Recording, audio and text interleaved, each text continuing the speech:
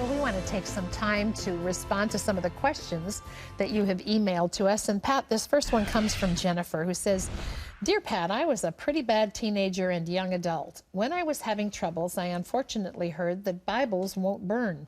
So, in one of my bad times, I challenged God by burning my Bible.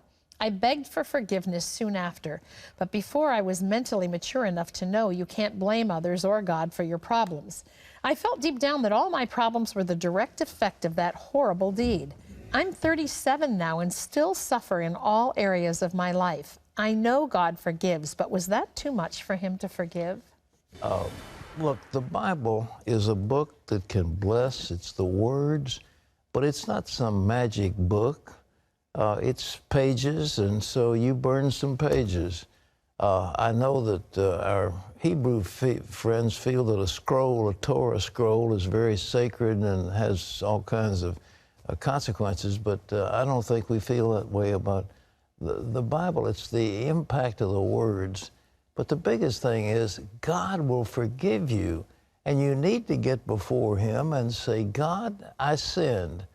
I sinned because I was rebelling against you, and I ask you please to forgive my rebellion, and I submit to you." Now look, one of the things that I recommend that's so important is spend a day or two, if need be, before the Lord. Get a piece of paper, a yellow legal pad, and a pen, and pray, and everything that comes to your mind that you've done wrong, I want you to write it down. Everything. And say, "Lord, here's what I did. I confess it. I did it, and I'm sorry." Write it down. And when it's all over with, and you've cleansed your heart, let's say, "Lord, I receive your forgiveness for all this." Take that paper, ball it up, take a match, and set it on fire, and it's gone. And it'll be gone before the Lord, because he will have forgiven you all this, and you'll start a new life. He wants us to, listen, he wants your conscience cleansed from dead works that you might serve the living God. That's what the Bible says. He doesn't want you tormented because of some childhood discretion. He wants you for service. He wants you to get busy and serve him. That's what he wants. So how does he get you that way? Well, your conscience has got to be cleansed from dead works. He'll cleanse you. Okay, next question. This is Holly, who says, "I would like to know how long Job's ordeal went on until all was restored to him. Was it days, months, or years?" I think it was years. He had a long time. He was sick. He saw the destruction of his family. He was rejected. He was despised. The sons of people who he wouldn't even put to feed his flocks were out there making fun of him. Even his wife. Of course, his wife, cursed God and die. It was a horrible mess. So it took years. But the thing of it is, God just gave him back everything, double. So This is Alberto, who says, "Is it okay to split the tithe between different ministries, or does it need to go to one place?" Look, I want to tell you again, God is not a Philadelphia lawyer. He's not accountant.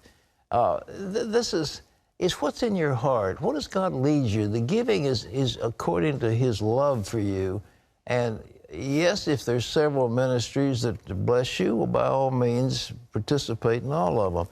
It's smart, though, to focus your giving into 2 or 3 or 1 or 2 sources. You have a lot more impact than if you just spread it out to about 10 people. The little bit doesn't help that much. I would recommend that you focus in on what really touches you and what the Lord's really speaking to you. What else?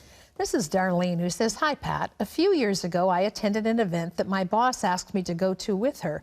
There were many members of local churches there. It was like a revival meeting. After the meeting, a minister came up to me and said that God wanted me to know that he hears my prayers. At the time, I was really praying a lot for something. Does this ever happen? Can I believe that this was God speaking?" Absolutely. God speaks to people. That was just a word of encouragement. And the Lord probably told that man, "This lady is praying, and let her know that I'm with her." God speaks to his servants. And you've got to be careful about being led by somebody else, but that's legitimate, what you just told me. Anything else? Yes, Charlene says, our daughter's dating someone who is an apprentice in the Freemasons. As a Christian, are the Freemasons a bad thing to be a part of? If you read Pike and some of the stuff that is written about them and what they believe the reverse. They believe that Satan is God, and that the Father in the Bible is Satan. It's very confused. There's a lot of stuff in there that is not wholesome at all. Now, whether that Pike writing represents current Masonic, some of them say no, not true, but the Illuminati and illuminated Freemasonry was really the underlying source of the French Revolution and the Communist Revolution. I mean, it's really some bad stuff. Whether American Freemasonry has adopted all of that is hard to say, because guys like George Washington were Freemasons. But in my opinion, I don't think it is biblical, and I would avoid it.